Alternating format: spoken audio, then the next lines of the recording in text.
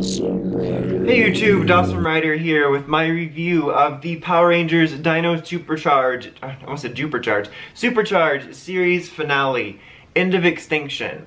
They meant that quite literally. So yes, that happened. I knew about the plot going in because I did read the spoilers, which I believe I've mentioned before, but there was in particular one big thing that I honestly didn't even think about that was pretty huge in terms of continuity, which was Heckle basically killing himself, but we'll get to that in a second. So I was actually prepared to give this, I wouldn't say more positive review because I still would have had things to rant about, but to give it a higher score at the end, because the beginning parts of the episode weren't entirely lack of enjoyable, and there were parts of it that were good. It's just, this episode, it felt like the ultimate culmination of the series, and by that I mean the culmination of how it worked with its rules. It didn't follow its own rules, much less just basic logic rules, and it felt like it was always tripping over itself.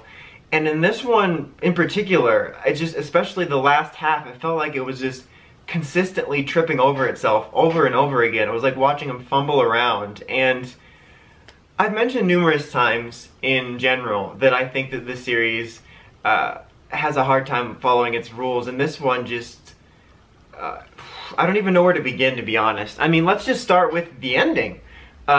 Because of what they did, the dinosaurs were never extinct. Now, if this was Sentai, and every series was supposed to be on its own, except for now where it's like Sentai and Rider all are in their own universe, but also they're not. I don't know what they're doing there. That's a whole other mess for a whole other day. But Power Rangers has always been part of one continuity, with the exception of RPM. And with RPM, we knew that it wasn't in it. And I don't know whether maybe this is supposed to be in it, a different continuity, a different universe. No one's ever said anything. This isn't the type of series where you'll see an article somewhere on like IGN or a comic book site where they say, oh, hey, this isn't canon, or this is, you know, this isn't that type of show. So we don't have no way of knowing at the moment. Because maybe you're watching this in the future and at some convention they said, yeah, Dino Charge is in its own universe. But as of right now, you just kind of assume it's in the main continuity.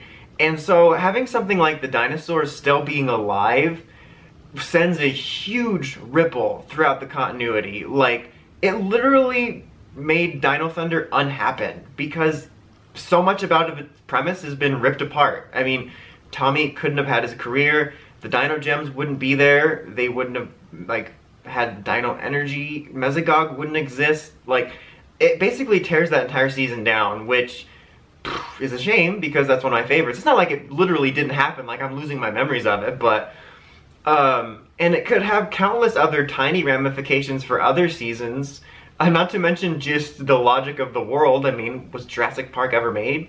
Was there a point for Jurassic Park? Was dinosaurs ever made? Like, all kinds of dinosaur mediums.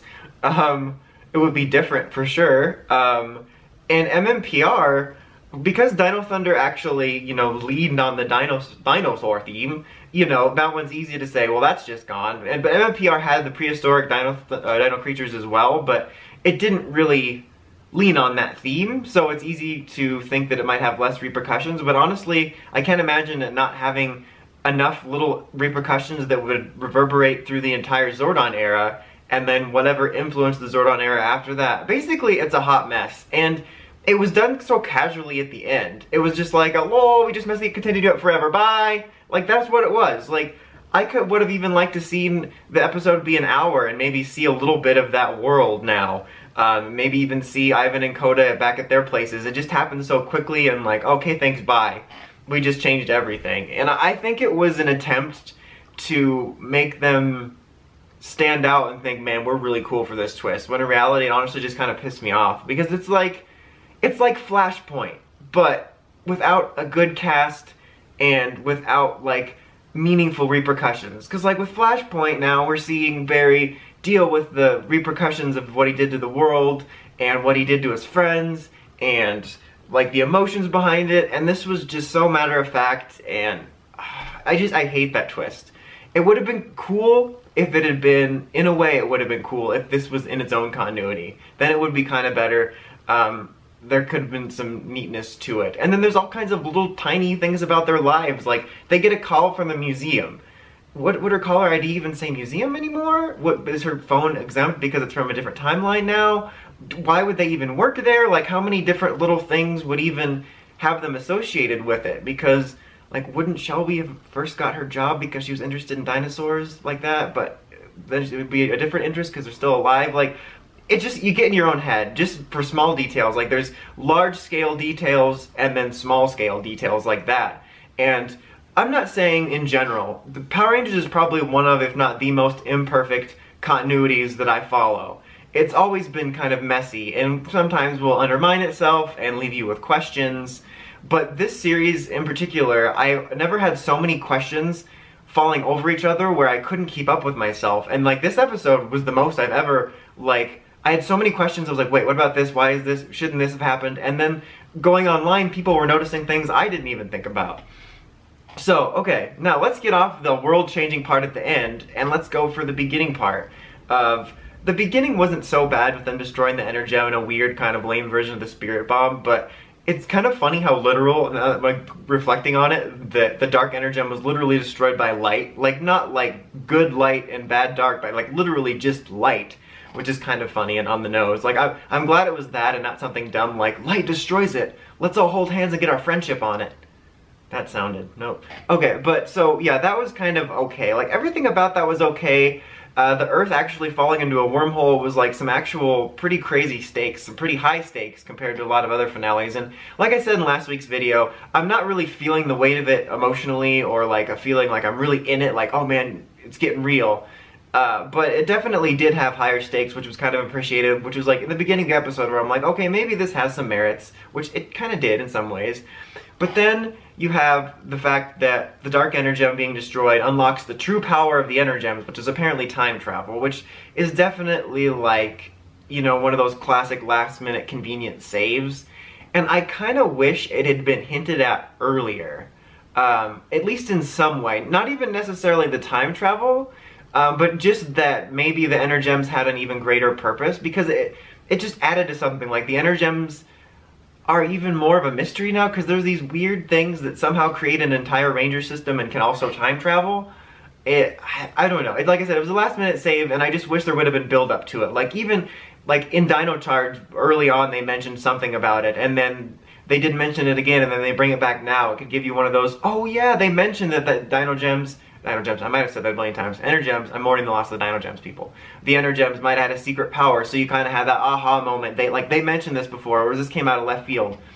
And so they travel to the past and fight Sledge, and this created so many issues. Like, Keeper wanted them to prove that they were bonded to the Energems, so they did their little force thing, and then they morphed into the Dino powers.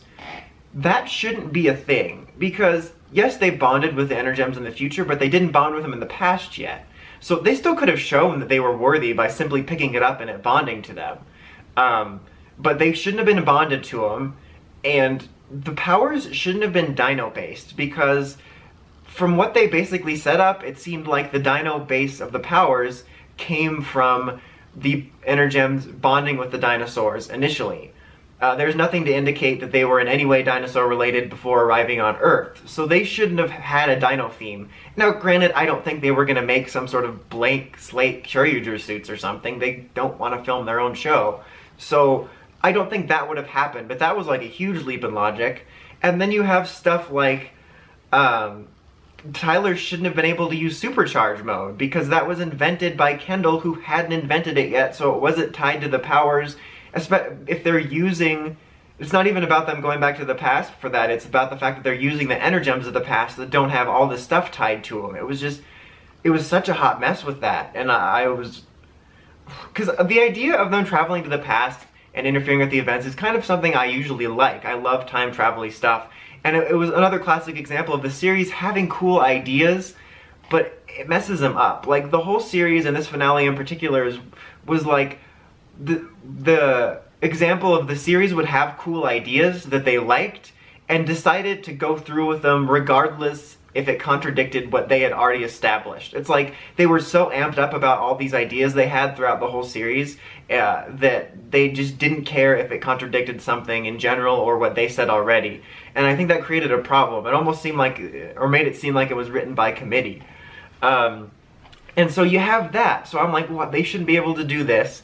And then here's the other thing. This was the major thing I was talking about at the beginning of, because like I said, I'd read the finale stuff, and so I knew about the dinosaurs thing, and I kind of, in my head, was already thinking when I read it, like, shouldn't they not have dino powers? And I read that Sled's ship blows up. I read that, but at the time, I didn't think about this at all. What happened in the finale is, like, Heckle was on the ship with them, getting it ready to blow up. Heckle killed himself. Heckle was a prisoner on that ship in the past. So there was 2 Heckles on that ship at the time, and when they blew up the ship, they killed past Heckle. So present Heckle should have pulled a classic Eobard and reverted to dust.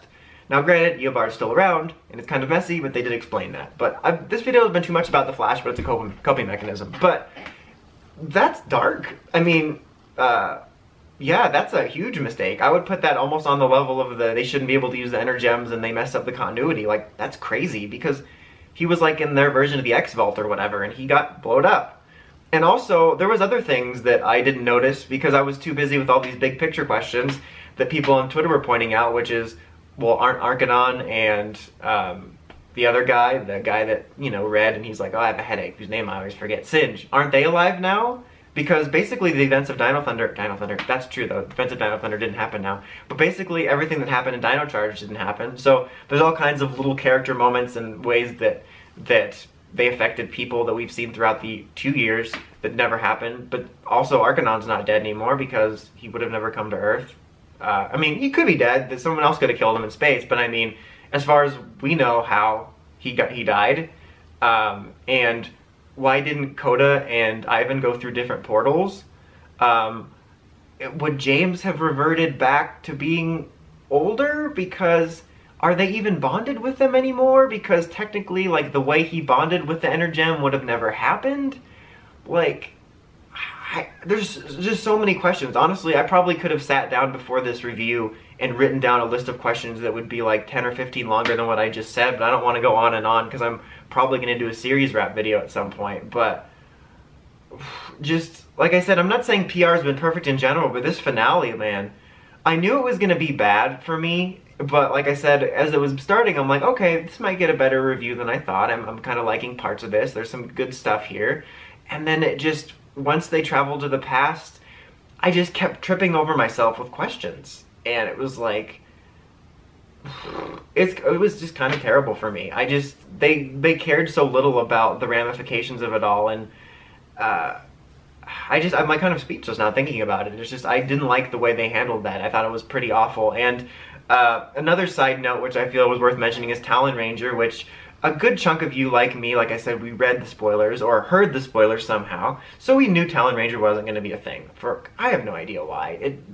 It was in the Morpher. I can't imagine Bandai wanting to give up the potential of that sale of like the figure, but we never got a figure, obviously, so I don't know what happened behind the scenes there, but it was almost kind of, it was like funny / kind of sad, because I would get comments on my videos, like the reviews or other videos about toys, or on Twitter, of people that still thought Talon Ranger was going to be a thing, like, oh, who do you think it's going to be, or I think Talon's going to show up next week, and it was like, oh man, if only they knew, because it's pretty easily set up and pretty obvious that at some point it was set up for Heckle to become Talon, but he ended up just becoming a keeper, even though he should be dead, and they're gonna go save Sentai 6, which I hate that reference, which could also create even more time travel continuity problems, and like, also, the Xenowing that traveled with him from the future, shouldn't there now be 2 Xenowings? Because when he traveled back in time, there's another Xenowing somewhere out. I don't know. Honestly, I didn't like it. I think that there was moments in the finale that were decent, like it wasn't a horrendously shot episode or anything, if that makes any sense, but it created so many inconsistencies in the episode, for the series, for the franchise, that it left me with a bad taste in my mouth in a series that already like put a bad taste in my mouth. It's just, so I would honestly overall give the finale, I would say a 5.5. And I was willing to give it a little bit higher before, even knowing the continuity mistakes, but seeing how it was executed. But yeah, technically we're still not done yet. We have the Christmas special. We have a synopsis. I'm pretty sure it's going to take place before the events of the finale, but because everyone's all scattered, but you never know. So I'll probably do some sort of video about that. And I'm probably within the next couple weeks gonna do kind of a series review wrap up for both Dino Charge and Supercharge, just to get all my thoughts out, like blanket over everything that happened, not just the finale, and also like so I have one for every series by the time I finish my rewatch series, because you know it'll be the only one I haven't done one for. So yeah, look forward to that if you enjoy hearing me be kind of a jerk about it. But yeah, that was a thing. So also look out for, I think it should be going up tomorrow in like honor of this being the finale. I'm doing a special top 5 video of my top 5 PR finales. So this should go up on Saturday, and that should go up on Sunday if everything goes according to plan. But anyway, until next time, sorry this was kind of a long one, just a lot to say and reflect on. But until next time, don't forget to check out the Crazy Podcast at writersrangerambles.com, and of course don't forget to like, comment, subscribe. Until next time, Dawson Writer, signing out.